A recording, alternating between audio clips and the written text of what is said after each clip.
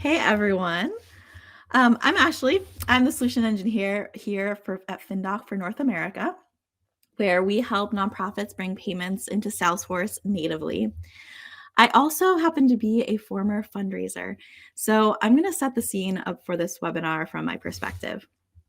When I joined FinDock last year, I learned that our specialty is recurring giving.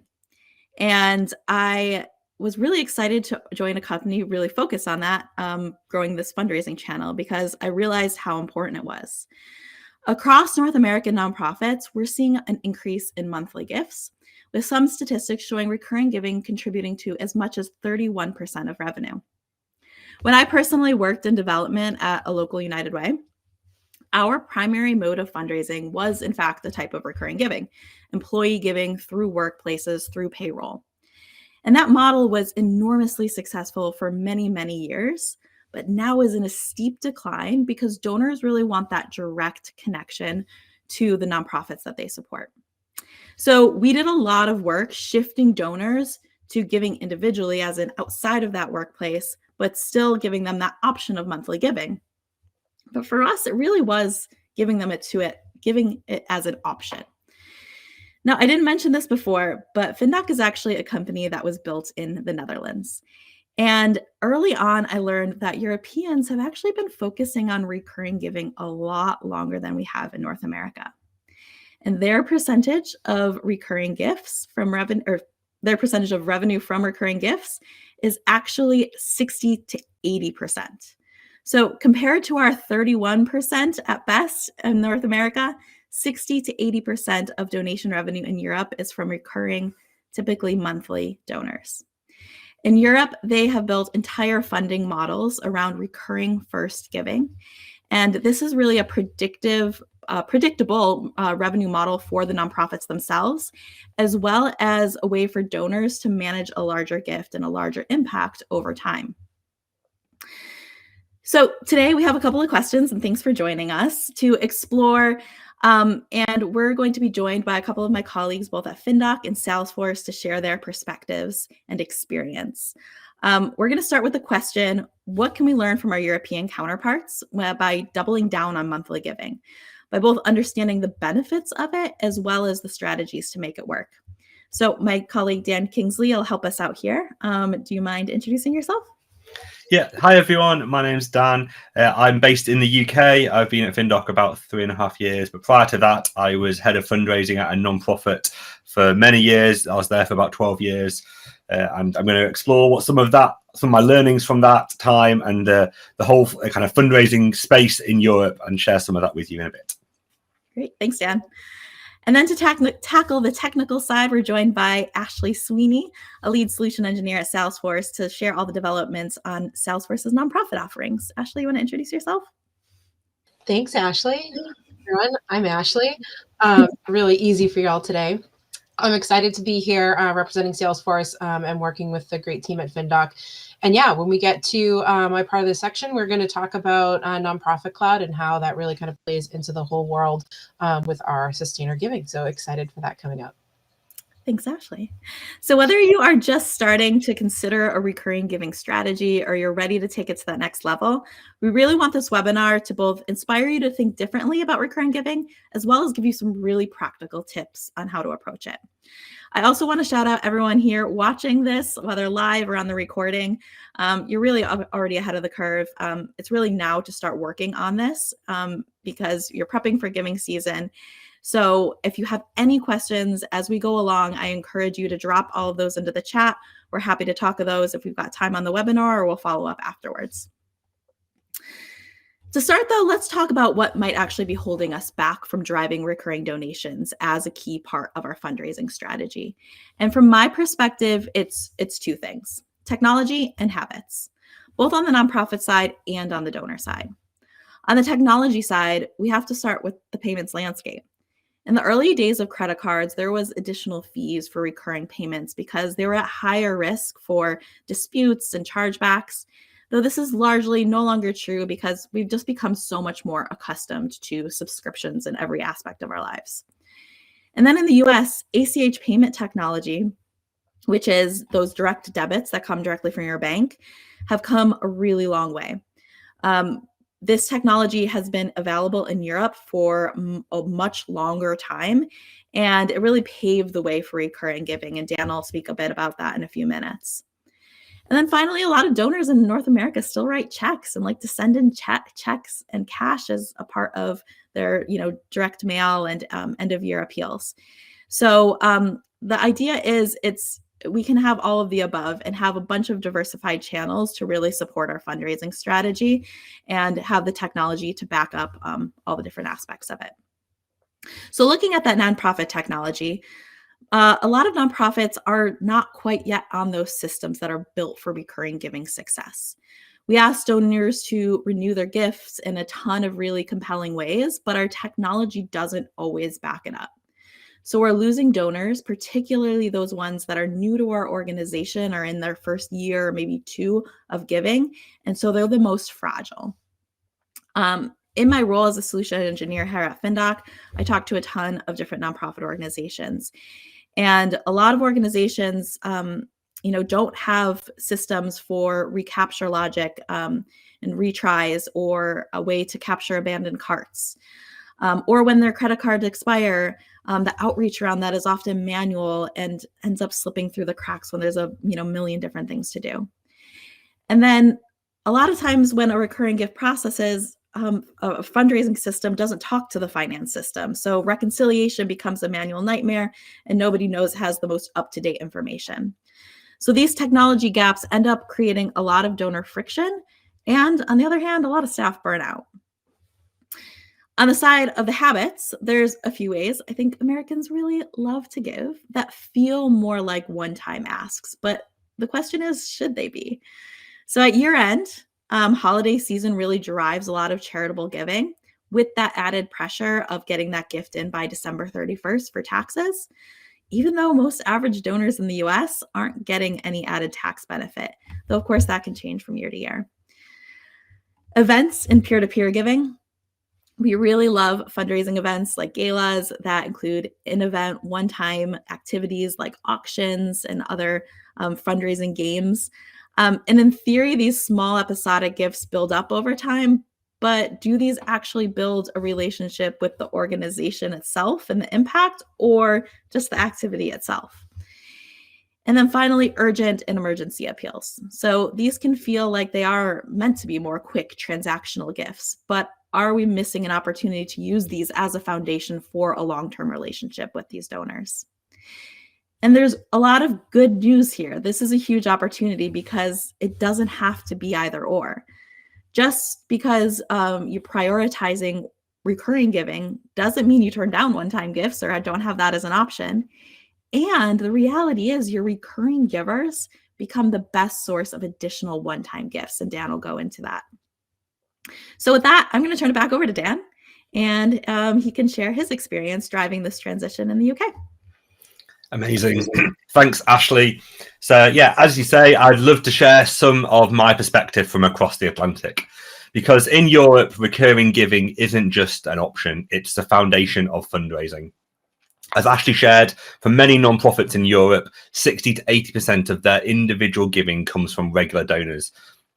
And that might sound high compared to North America, but it's been built into the DNA of European fundraising for decades. Appeals, campaigns, even the way our technology is set up, all of it assumes that recurring giving is the primary way supporters give. And this makes a huge difference. When most of your donors are giving monthly, your revenue becomes predictable, which makes planning far easier.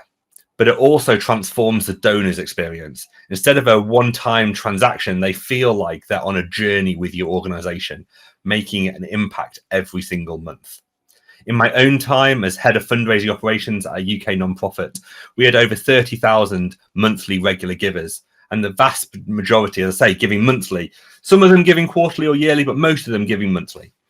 By contrast, only about 5,000 or 6,000 additional people made one-time gifts each year, and so they're on top of that 30,000. And so the whole organization really ran on this foundation of high volume, low amount recurring donations. I still remember one particular highlight. We sponsored a large festival and ran a cafe there. And during that week, we invited people to give the price of a coffee each month.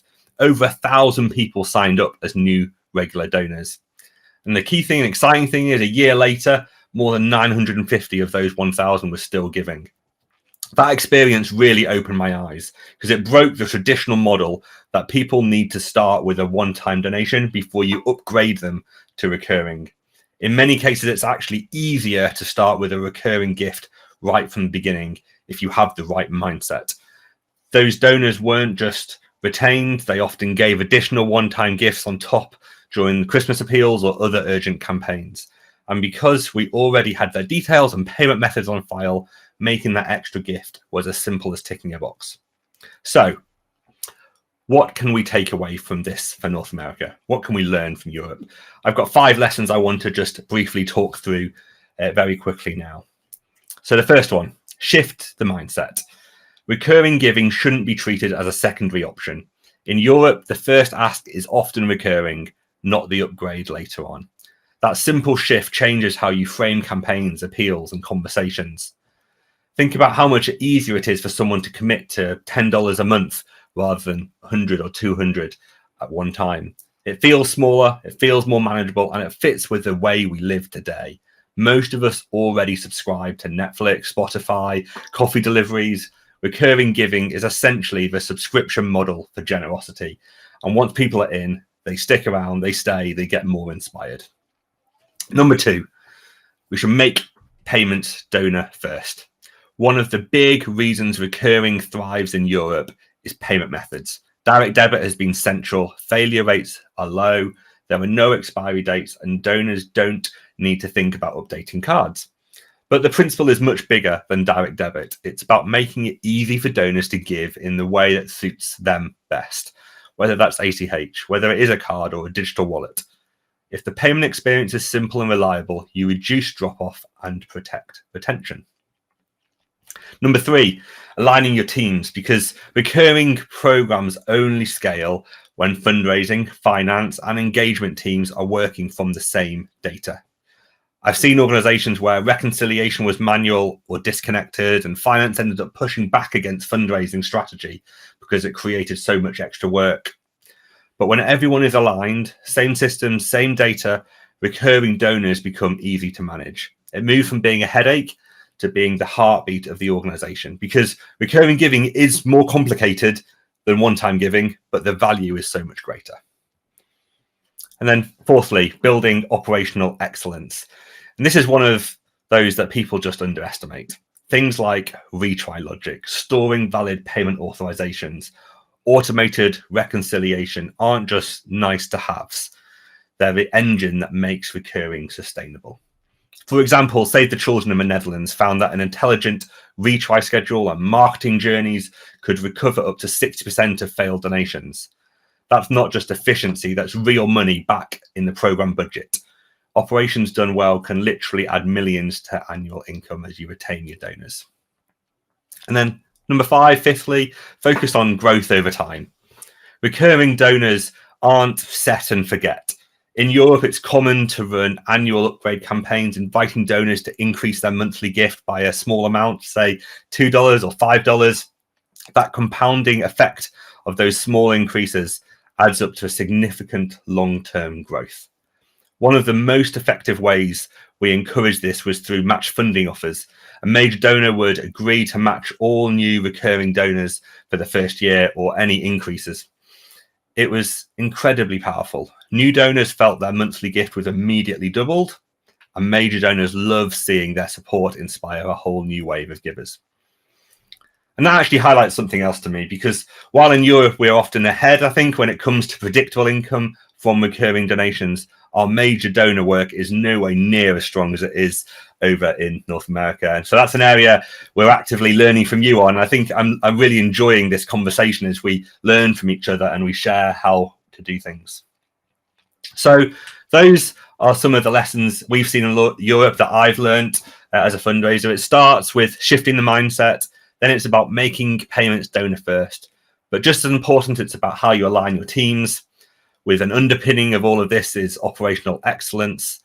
And finally, it's about focusing on growth over time as you increase the money that those recurring donors give. Together, these practices have made recurring giving the backbone of so many nonprofits across Europe. And these are nonprofits that I've worked with in my job at FinDock. I'm speaking, like Ashley, to many organizations every day, and it's given them predictable income and stronger donor relationships. At the same time, I know there's still so much to learn and grow and tweak and change as we learn from each other. But yeah, imagine if recurring giving wasn't an option, but the engine that powers your organization. Predictable income, stronger donor relationships, and sustainable growth. My hope today is to encourage you to see what might be possible if it goes beyond what you're currently doing. And who wouldn't want a more predictable and reliable income source as a nonprofit? So Ashley, let's maybe have a conversation. Let's dig into how some of these lessons could translate over to you in North America.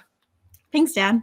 Yeah, I really like framing that mindset shift. Like I said before, when I worked in fundraising, I really felt like asking the general public to start with recurring was just harder. It felt like a bigger ask. So did you find that resistance, or and if so, how'd you handle it?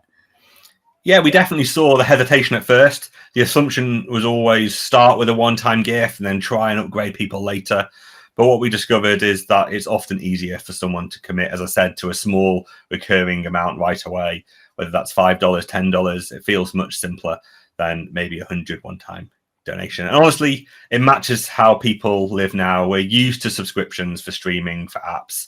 So a small monthly commitment to a course doesn't feel unusual. It feels familiar. The key is framing it in a way that shows how that monthly gift makes an ongoing impact. Yeah, I think that's interesting because sometimes we assume that recurring is a big ask because it's over time, but really it's kind of like getting that foot in the door, kind of testing like a small gift to see whether this is the right nonprofit for you to like make that connection with. And so it's really about the follow-up and the communications that come from there. So what do you think is the simplest way to get started? And can we start at year end here? Yeah, I think one really practical shift is to make sure recurring giving is always on the table. Too often I'm seeing recurring tucked away as a little checkbox on a donation form. In Europe, as I said, we lead with it. Instead of asking for 50 today, we ask for $10 a month. Obviously, that potentially is more than the 50, but it feels easier for the donor. But let me also be clear, it's not about the higher amount. I'd put the value of a recurring donor way more than 12 times their monthly gift. Recurring donors are more likely to stay around longer, be stronger advocates, give additional one-time donations, because over time they become more and more inspired by how their gifts are helping increase impact. But Ashley, I'm curious, when you talk to nonprofits, do you think the bigger barrier is donor willingness, or is it more about the way nonprofits are structuring their asks? Yeah, I think for me, it just feels like there's just always so much pressure in the fundraising world. And sometimes there's this hesitancy to kind of rock the boat and try something new and just try to do more of what maybe worked in the past, even if it's still not working. And so there's such a movement to move towards donor retention because we see so much more impact from that. So it really makes me think about how we can educate donors on what is best for everyone, how recurring giving provides more financial stability, leading to more sustainable impact, and even educate on simple things like ACH payments because they have lower fees, meaning more money goes towards the cause. But on the flip side, it can definitely feel the pushback about managing large numbers of recurring donors. Once you start signing up, how do you manage those effectively at scale? And what are some of the challenges you've seen with that? Yeah, so let me start with the challenge. As I said, when I shared, I think churn, cancellations, people dropping off. If your operations aren't tight, people will stop. Failed payments, expired cards, clunky processes, those things create frustration, both for the donor and your teams and staff. And that's why we've kind of treat this operational side so importantly in the UK and across Europe. And from a management point of view, it's just about making this simple and clear, creating a program around it, and that creates a sustainability of income that you need. Cool. Yeah, I think that operational foundation for nonprofits is so critical. And the more we can support nonprofits with that, the better we'll all be. And having that right technology to support it is so important. And then I really do think on the ACH side, as I mentioned, we're just still getting used to it as individuals using that for everyday payments. So how do you think, not just the mindset that we talked about, but just how much these advances in technology, what role do you think that they've played in making recurring giving the default? Yeah, so direct debit was a huge enabler because donors just gave by that method. But nonprofits also had to push for systems that could handle payment authorizations, retries, all natively within their CRM. And what I love about where we're at now is that Salesforce and FinDock together provide that same foundation for North America. The technology finally matches the strategy, and that opens the door for recurring giving to be really at scale. Cool. Well, that's a great bridge to our next speaker. So let's look at what this actually means in practice. So let's bring back Ashley from Salesforce to show us a little bit more about Nonprofit Cloud and how this technology really powers this kind of a sustainer program. So Ashley? Awesome. Thanks, Ashley. And thanks, Dan. And thanks, everyone, for joining today. Bear with me. I have a little cold, so I'm sorry if I'm coughing a little bit through this, but I'm really excited to talk to you today about Salesforce and the Nonprofit Cloud. I've been a solutions engineer here for a few years. I've been in this role sort of for about 10 years. And prior to that, I worked in the nonprofit space. And I'm really personally passionate about sustainer giving programs or recurring gift programs because it really creates stability and growth for nonprofits. And back when I was in the sector, which we won't say those years, but I remember it was around the time when peer-to-peer fundraising really started to sort of explode. It had been around for a little bit, but it kind of came out and exploded at this time. And it was exciting to see, but it was also somewhat unpredictable, right? You could have one campaign that would bring in incredible support while the next might not match that same level. And so sustainer giving or recurring giving, whatever you may call it, on the other hand, gives organizations that steady foundation that you can plan with confidence while still leaving room for innovation, like peer-to-peer and other event type of fundraising. They create lasting relationships with your donors, transforming one-time supporters and really consistent partners throughout your entire mission. So here, just to kind of give you a little bit of an understanding of where Salesforce comes in for nonprofits, we've been around for a while in the nonprofit space. We were at the forefront of technology in the nonprofit sector going back 20 years. We started with a community-built solution and have now evolved into our next-gen solution, which we call Nonprofit Cloud, or NPC, as you might hear it shared. And today I'm going to focus a little bit on Nonprofit Cloud and how we're leading the way here for innovation, especially with the era of AI amongst us. And so Salesforce has made massive investments building purpose-built data model to support your full operations, your full fundraising operations, from all of those fundraising aspects, programs to engagement, everything to measure your impact. Now, the platform here, as you can see, is your foundation for managing recurring giving.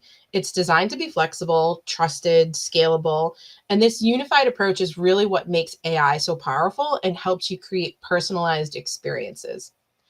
Nonprofit Cloud, built on this very platform, is specifically designed for the complexities of managing recurring gifts. Its data model gives you a complete 360-degree view of every single donor, which is absolutely critical for building dependable recurring revenue streams. So let's go to the next awesome. So the unified data model for Nonprofit Cloud is really a game changer in this kind of managing of donor relationships. It's built around this concept of what I'll call the 3 Ps: promise, payment, and pursuit. The promise is really the gift commitment, right? Tracked in a dedicated record that serves as the single source of truth for that gift. The payment is each individual donation towards that, a separate transaction linked back towards the original promise. So this model gives you a clear view of your donor's behavior and helps you identify opportunities, to increase your gift or even spot lapses in giving. Because of this design, you can easily automate processes with tools like the data processing engine, the accounting subledger, we'll talk about that in a moment, which reduces manual work and helps keep your teams aligned. So now, managing gifts in the real world, let's talk a little bit about how Nonprofit Cloud handles recurring gifts for you.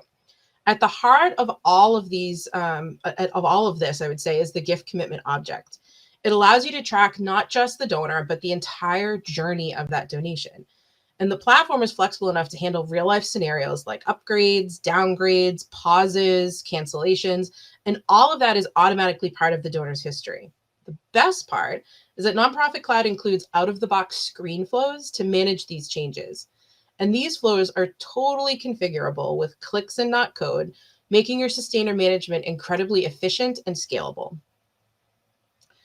So then when we talk about reporting and segmentation, this is the real power behind the data model, right? It's unleashed through this reporting and segmentation.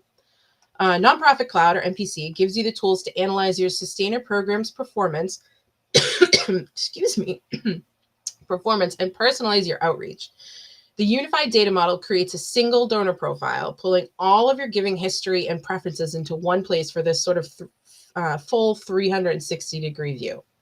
With advanced reporting, you can track key metrics, upgrades, downgrades, giving leadership that valuable insight into those programs. And then you can then use these types of insights for targeted segmentation. So grouping donors based on their giving behavior and creating personalized journeys that will strengthen their relationship with your organization. Then if we talk about the final piece in this puzzle is this recurring gift puzzle is receipting. And so NPC simplifies and automates this process. Instead of sending out multiple monthly receipts, you can use the platform's document generation capabilities to compile all of the donor's recurring gifts into a single sort of clean annual tax receipt. The system automates this generation, and you can even process thousands of receipts at once with batch processing, which saves your team a ton of time and will build trust with your donors. So talking about some of these industry components that the Nonprofit Cloud is built on top of, we have a few, that kind of stand out. So putting it all together, Omni Studio, it's the front end that makes giving super easy for your donors, and it helps you build dynamic forms, supporter portals, things that really empower your donors to manage their own gifts. In the back end, we have that data processing engine handling all that heavy lifting, automatically creating future donation installments, and then turning that raw data into meaningful insights.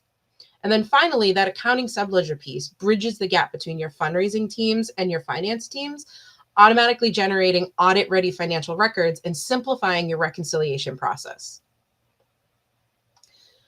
So now as we look to the future, the Salesforce platform is your ultimate foundation for success. And the combination of Salesforce Nonprofit Cloud, Trusted AI, and our powerful payment partner, FinDock, we're able to create an end-to-end solution for all of your recurring gift prospects, or projects, I should say. So imagine this. At year end, a recurring donor gets prompted to make an extra gift. Agentforce can help generate and personalize a message, use the payment method on file, and process the donation through FinDock, all in one seamless interaction. That's where we're headed, not just managing gifts, but actively growing relationships with sustainers.